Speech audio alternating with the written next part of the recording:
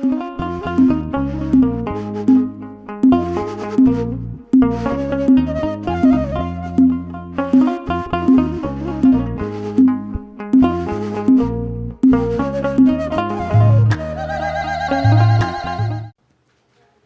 አብ ወወልድ ወመንፈስ ቅዱስ አሐዱ አምላክ አሜን። ሰላም ጤና ይስጥልን።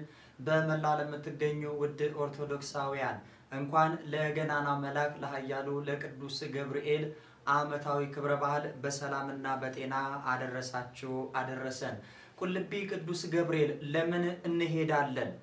በእሳትና በውሃ መካከል አሳለፍከን፣ ወደ እረፍትም አወጣህን።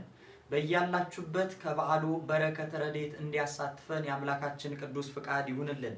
ዛሬ በተለይ የምናከብረው የገናናው መልአክ የቅዱስ ገብርኤል ሐምሌ 19 ዓመታዊ ክብረ በዓሉ ሰማዕቱ ቅዱስ ቂርቆስና እናቱ ቅድስት ኢየሉጣን በእሳት ላይ ተጥዶ ከነበረው ከፈላ ውሃ ላይ ያዳነበት መታሰቢያ ዕለት ነው።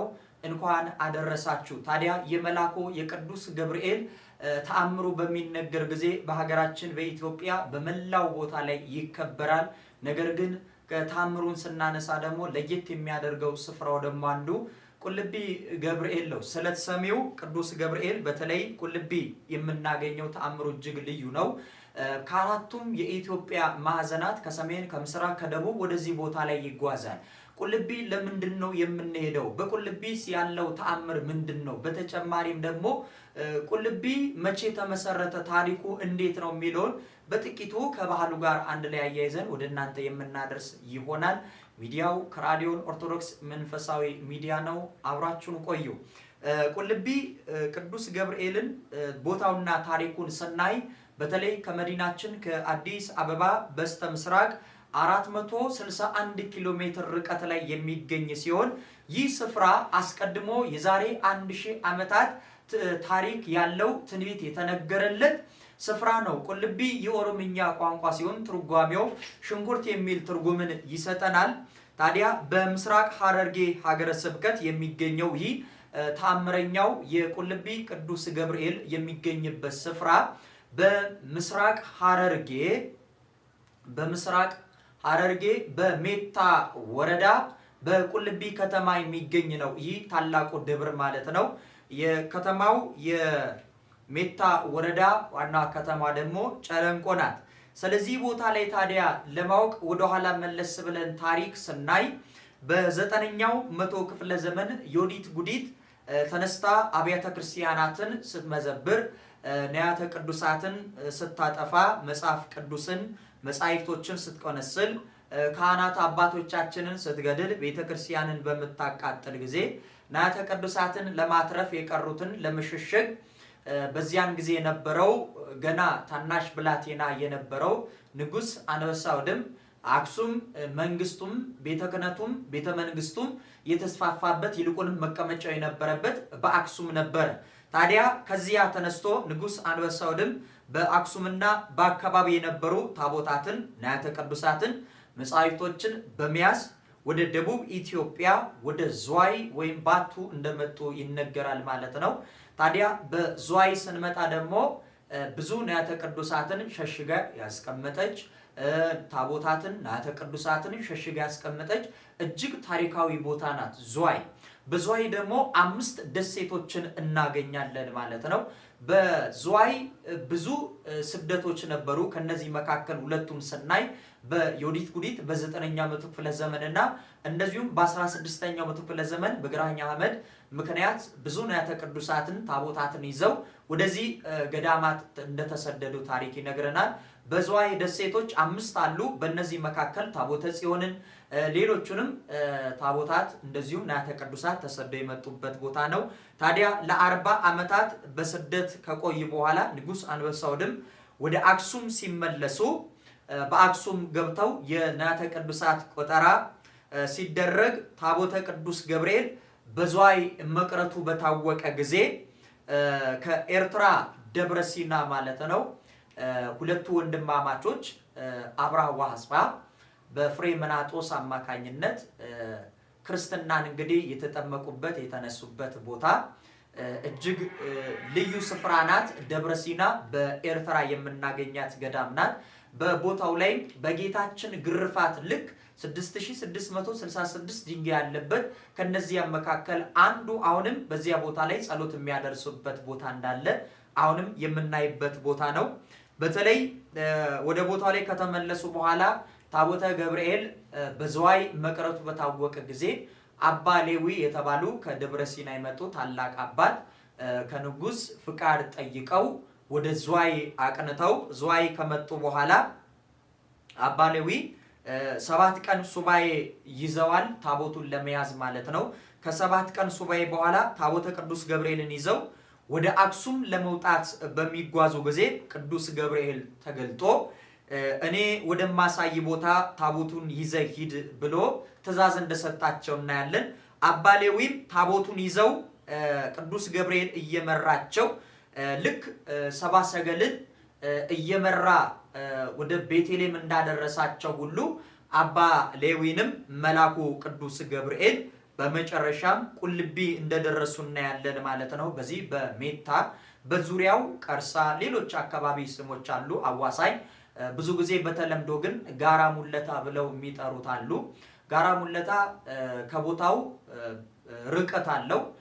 በዚያ ባህሉ በምስራቅ በምዕራብ ሐረርጌ ከሚገኙ ተራራዎች አንዱ ጋራ ሙለታ ነው። ነገር ግን በተለምዶ ይጠራ እንጂ በሜታ ወረዳ ቁልቢ ከተማ ነው የሚገኘው። በቁልቢም መልክዓ ምድሩ እጅግ የሚያስደስት ተራራማ በደን የተሸፈነ ቦታ ነው። አባ ሌዊም ታቦቱን ይዘው ተከትለው በመጨረሻም በቁልቢ ይደርሳሉ። ለአባ ሌዊም የተፈቀደላቸው ቦታ ይሄ መሆኑን ታቦቱም በኋላ ዘመን ለሕዝቡ ድንቅ ስራ እንደሚሰራ ቅዱስ ገብርኤል ነግሯቸው ከሳቸው ተሰውሯል። አባ ሌዊም በቦታው ለ130 ዓመታት ያህል እያገለገሉ ታቦቱን እየጠበቁ እያጠኑ በጸሎት እንደቆዩ ይነገራል። ከ130 ዓመት በኋላ ጊዜ ረፍታቸው ሲደርስ በቦታው ላይ እንደሚያርፉ ተነግሯቸው በንጉስ ግርማ ስዩም ዘመነ መንግስት ታኅሳስ 14 ቀን እንዳረፉ ታሪክ ይነግረናል ማለት ነው። ከዚህ በኋላ ነው በ16ኛው መቶ ክፍለ ዘመን እንደገና የቤተ ክርስቲያን ስደት የተነሳው። በግራኝ አህመድ ኢትዮጵያን ሲወር ብዙ ካህናትን ከሰሜን ኢትዮጵያ ታቦታትን ንዋያተ ቅዱሳትን ይዘው ሲጓዙ ቁልቢ እንደደረሱ ይነገራል። ከነዚህም መካከል ደግሞ የምናየው መላከ ገነት መብረቁ፣ መምህር የማነ፣ አባ ተከስተ ስሉስ የተባሉ ካህናት በዚህ ተሰደው ሲመጡ ቁልቢ ደርሰው ከተነጠፈ ድንጋይ ላይ እግዚአብሔር ባወቀው ታቦቱን ሰውሮት ነበር። ከዚህ በኋላ ታሪክን በድንጋይ ላይ ተጽፎ ያገኛሉ። ጽሑፍም ታቦተ ቅዱስ ገብርኤል በስውር መቀመጡን ልዩ ልዩ ተአምራት እንደሚፈጽምና ወደፊትም ታላላቅ ቤተ መቅደስ እንደሚሰራበት እንዴት አባ ሌዊም ታቦቱን ወደዚህ ቦታ ላይ ይዘው እንደመጡ የሚገልጽ ታሪክ ተቀምጦ ሰፍሮ ያገኙታል። እነርሱም ይህንን ታሪክ ይዘው በነበረው ሲሰደዱ ይዘውት በያዙት መጽሐፍ በተለይ በመጽሐፈ ቀሌሜንጦስ ህዳግ ላይ ይህንን ጽሑፍ አስፍረውት ይመለሳሉ። ሲመለሱ በዝዋይ ነው ያስቀመጡት ይህንን መጽሐፍ። ታዲያ ልዑል ራስ መኮንን ሐረርን በሚገዙ ጊዜ በዚያ ተቀምጠው ምንድነው መጽሐፍትን ለማንበብ ወደ ዝዋይ ደሴት መጽሐፈ ቀሌሜንጦስን አስመጥተው ሲያነቡ ልዑል ራስ መኮንን የንጉሠ ነገሥት ቀዳማዊ ኃይለ ሥላሴ አባት ናቸው። የቁልቢ ገብርኤልን ታሪክ እንግዲህ በዚህ በህዳጉ ላይ ታሪኩን ተዘግቦ የነበረውን ያገኙታል። ይህንን በማግኘታቸው የቅዱስ ገብርኤልን ቤተክርስቲያን ለማነጽ ይሳላሉ። ስለታቸውም በቦታው ላይ ሰላም የጠፋበት ደም የሚፋሰስበትን ያንን ሰላም ቢያደርግላቸው የጠየቁትን ቢፈጽምላቸው መቅደሱን እንደሚሰሩ ስለት ይሳላሉ ማለት ነው። ታዲያ በቦታው ላይም የአየር ንብረቱ እጅግ ተማርከውም በቦታው ላይም መቀመጫቸውን አድርገው እንደተቀመጡ ይነገራል። በቦታው ላይም የጎሳ ግጭት መናኸሪያም ነበርና ሰላም በአካባቢው ከመሰረት በቦታው ላይም በስመ ቤተ ክርስቲያንን እሰራለሁ ብለው ስለት ተሰለዋል ማለት ነው። ታዲያ ስለት ሰሚ ነው። ቦታውም እንደምታውቁት ቁልቢ ሲነሳ ቦታው ስለት ሰሚ ነው። ከየትኛውም ቦታ ላይ አቅጣጫ መጥቶ ከእውነትና በእውነት በእግረ ልቦናው መጥቶ ከእውነት ቅዱስ ገብርኤልን ከጠየቀ ሳይውል ሳያድር የምስራቁ ንጉስ አንዴ ከአፋችሁ ጠብ አይል እንጂ መልስ ለመስጠት ፈጣን ነው። ከዓይን ጥቅሻ በላይ ፈጥኖ የሚደርስ ነው ቅዱስ ገብርኤል። የተሳሉት ደግሞ በመፈጸሙ የቅዱስ ገብርኤልን ታቦት በቦታው ላይ ሱባኤ ይዘው የት እንዳለ ጠይቀው ሲያፈላልጉ በቡልጋ ውስጥ እንደነበረ ይሰማሉ። በቦታው ላይም አባ ዱባሌ የተባሉ ካህን ያስቀመጡት ታቦተ ቅዱስ ገብርኤል መኖሩን ተነግሯቸው ልዑል ራስ መኮንን ለአባ ዱባለ መልእክት ልከው ከሐረር በተላኩ ካህናት አማካኝነት የቅዱስ ገብርኤልን ታቦት ወደዚህ ስፍራ ላይ እንዲመጣ አድርገውታል ማለት ነው። የመቃኞን ስራ በ1883 ተጀምሮ ፍጻሜውን አግኝቶ ቅዳሴ ቤቱ የተከበረው ሐምሌ 19 ቀን በ1884 ዓመተ ምህረት እንደሆነ እናያለን። ታዲያ በዚህ ዕለት የዋናው ቤተክርስቲያን ህንፃ የተመሰረተበት የመሰረት ድንጋይም ተጥሎ ታኅሳስ 19 ቀን ደግሞ በ1888 ዓመተ ምህረት የቤተክርስቲያኑ ስራ ተፈጽሞ ቦታው ላይ ተመርቆ ዛሬ እየተገለገለ ያለውን መቅደስ እንመለከታለን ማለት ነው። ታዲያ ከላይ ወደ ታች በድሮን ሲቀረጽ የቅዱስ ገብርኤል የቁልቢ ማለት ነው የልብ ቅርጽ ያለበት ነው። ይሄ በክልሉ ቱሪዝም በተለይ በተነሳው ብታዩ ጎግል ሰርች ላይ ማድረጋችሁ ብታዩ እጅግ ታምረኛ ቦታ ነው። እዚያ ቦታ ላይ ሄደው ጥያቄው ያልተመለሰ ቋጥሮ ያልተፈታ የለም። ቁልቢ ቅዱስ ገብርኤል ለክርስቲያኑ ብቻ አይደለም፣ በቦታው ላይ የእስልምና እምነት ተከታይ ለሆኑትም ሁሉ ጅብሪል ብለው ያ ቁልቢ ናባሲ ብለው ለጠሩት ሁሉ ፈጥኖ ደራሽና ሲማጸኑት ፈጥኖ የሚደርስ ነው። በጠበሉ ተጠምቀው እምነቱን ተቀብተው ይድናሉ። ጠይቀውት አያሳፍራቸው፣ መልስ ይሰጣቸዋል። ስለዚህም ቦታው ላይ ስትሄዱ ለኛ ብቻ አይደለም፣ በቦታው ላይ ያሉ ቁልቢ ገብርኤልን ከበው የሚቀመጡትም ጠይቀውት ይድናሉ። በዓመትም 2 ጊዜ በቦታው ላይ በተለይ ከመተሐራ ጀምሮ እስከ ድሬዳዋ ሐረር ድረስ ለብዙዎቹ እንጀራን የከፈተ ነው። ብዙዎቹ ነግደው የሚያተርፉበት ሽጠው ለውጠው የሚያገኙበት ከመተሐራ ጀምሮ አዋሽ አርባን ይዘን ሜሶን ይዘን ስንጓዝ በእነዚህ ሁሉ ጉዞች በሙሉ በቅዱስ ገብርኤል አማካኝነት ሽጠው ነግደው የሚያተርፉበት ከድሬዳዋ እስከ ሐረር እነዚህ ሁሉ ቅዱስ ገብርኤልን ይዘው እሱን ስሙን ጠርተው ደግሞ ብዙዎቹ ድነው ጥያቄያቸው ተመልሰው ልጅ ያጡ ልጅን፣ ትዳር ያጡ ትዳርን ጥያቄያቸው ተመልሰው በደስታ የሚመለሱበት የስለት ሰሚ ነው ማለት ነው። ቅዱስ ገብርኤል እንግዲህ ለደጁ ቁልቢ ገብርኤል ለደጁ ያብቃችሁ። ይህንን ካልኳችሁ በጥቂቱ እንግዲህ ዛሬ ሐምሌ 19 ዓመታዊ ክብረ በዓሉ የሚከበርበት ዳዊት በመዝሙሩ መዝሙር 65 ቁጥር 12 ላይ እንዲህ ይላል፣ በእሳትና በውሃ መካከል አሳለፍከን ወደ እረፍትም አወጣህን ይላል። የዚህ ትምህርት መሰረታዊ ዓላማ በመከራ ውስጥ ሆኖ በእምነት ማለፍ እንደሚቻል ማስገንዘብ ነው። በእሳት ውስጥ ሆኖ በእምነት ግን ማለፍ እንደሚቻል ማስገንዘብ ነው። በተለይ አሁን ባለንበት ዘመን በተለያየ መከራ እሳት ውስጥ እንገኛለን። ቅዱስ ገብርኤል ለሁላችሁም ይድረስላችሁ። ከዚህ ለየት የሚያደርገው ቅዱሳን ጻድቃን በእምነት ተፈትነው በእሳት ውስጥ አልፈው እንደ ወርቅ በእሳት አልፎ እንደሚከብሩ ሁሉ ቅዱሳንም በፈተና እሳት ውስጥ አልፈው በክርስትና ሕይወት የሚጸኑበትን ታሪክ ነው የምናየው።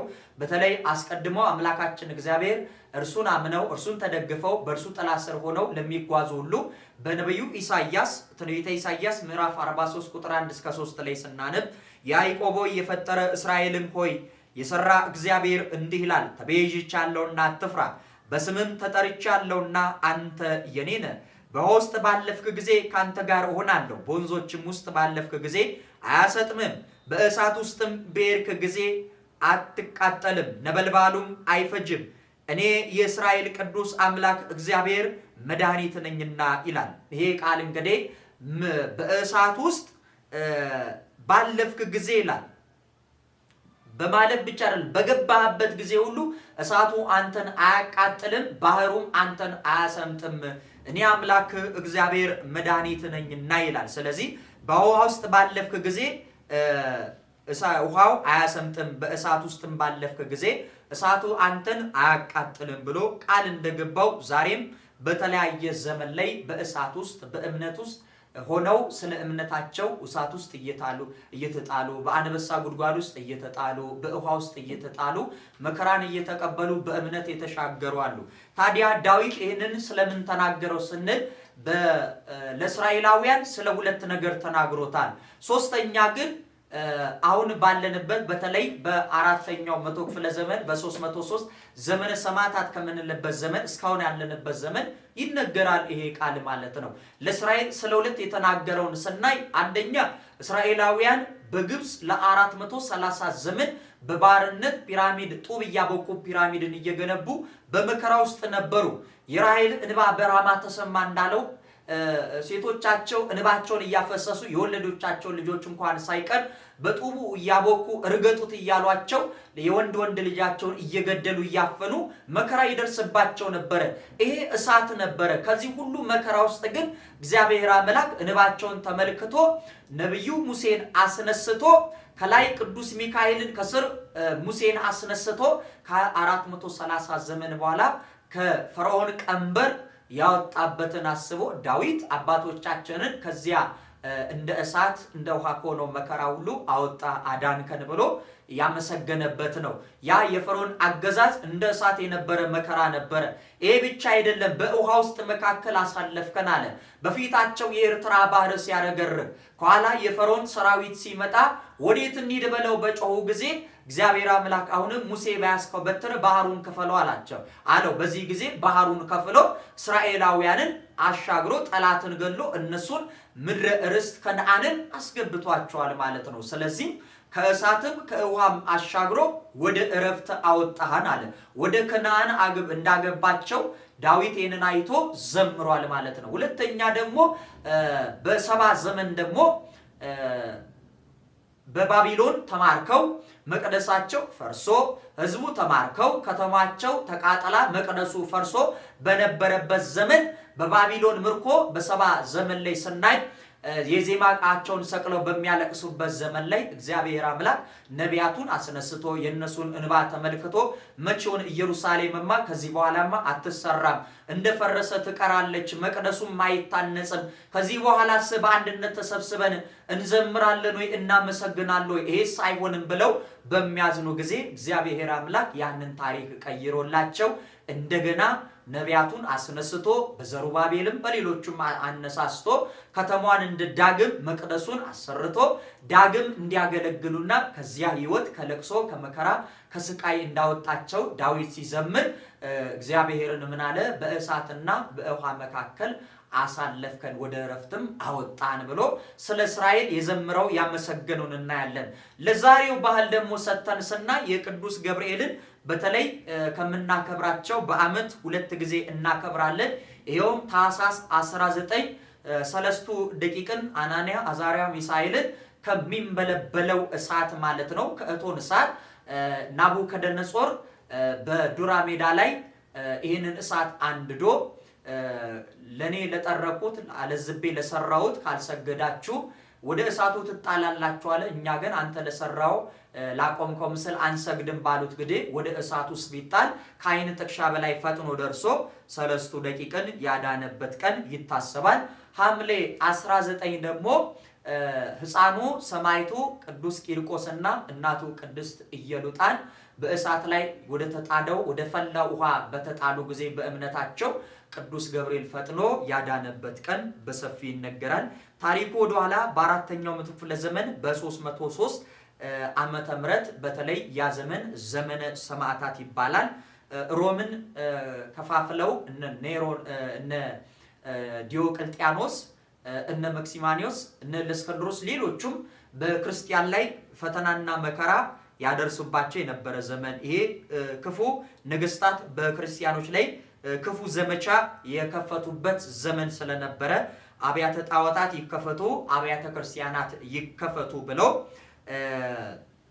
ብዙ መከራ በክርስቲያን ላይ ይደርስ ስለነበረ ያ ዘመነ ሰማዕታት ይባላል። ክርስቲያን የተባለው ሁሉ የክርስቶስ ስም የጠራ ሁሉ የሚገደልበት የሚታረድበት በተለይ በሮም ኮምፖሎጆ ወደ ተለያዩ ተብሎም ሌሎችም ደግሞ ኮሎሴሚያ የሚባልን ቦታ አለ። በተለይ እነዚህ አይነት ቦታዎችን ክርስቲያኖችን እያዙ አንበሳ የተራበ አንበሳን ላይ እየለቀቋቸው ከነሱ ጋር እየታገሉ ክርስቲያኑ ለነዚህ ግን ጣዖት ለሚያመልኩት ግን እንደ መዝናኛ እያደረጉ በአንበሳ እየተገደሉ እየተበሉ እንዲሞቱ ይደረግ ነበር ይላል። ታዲያ አንበሳ እንዲበላቸው እያደረጉ ፈተናና መከራን ያደርሱባቸው ነበር።